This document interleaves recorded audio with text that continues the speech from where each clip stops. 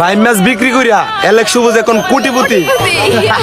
বন্ধুরা, আজকের ভিডিওতে আমরা জানতে চলেছি এলেক্স সবুজের জীবন সম্পর্কে, তার শিক্ষাগত যোগ্যতা এবং অনলাইন থেকে কত টাকা ইনকাম করে সব কিছুই জানতে চলেছি আজকের এই ভিডিওতে। তাই দেরি না করে চ্যানেলটি সাবস্ক্রাইব করে ফেলুন পাশে থাকার জন্য। চলুন তাহলে মূল ভিডিওতে যাওয়া যাক। আলহামদুলিল্লাহ, আমি একজন 30 পারা কুরআন হাফেজের বড় ভাই।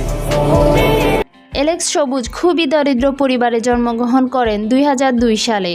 তার বাবা একজন কৃষক। তাদের পরিবারে 4 জন সদস্য রয়েছে।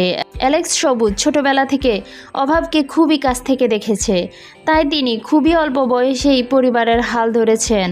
তিনি মূলত হাওড় অঞ্চলে বিভিন্ন প্রকার মাছ ধরে থাকেন এবং সেখান থেকেই জীবিকা অর্জন করেন।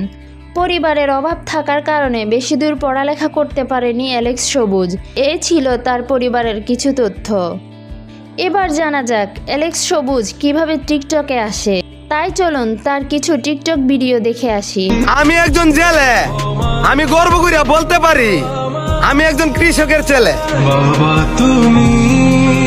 উজান বাটির মিলিত তারা নদী হাওরে মাছে ভরা কিশোরগঞ্জের মধ্যে এই হাওড়া এলাকায় সেরা।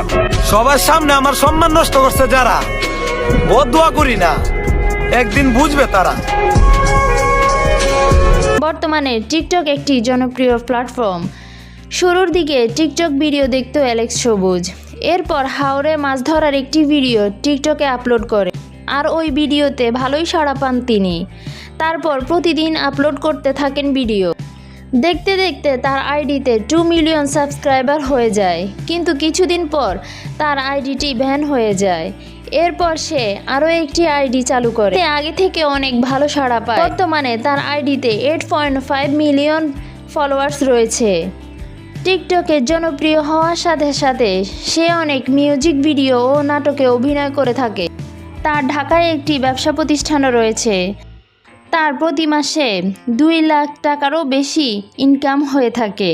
তো বন্ধুরা, এই ছিল আজকের ভিডিও।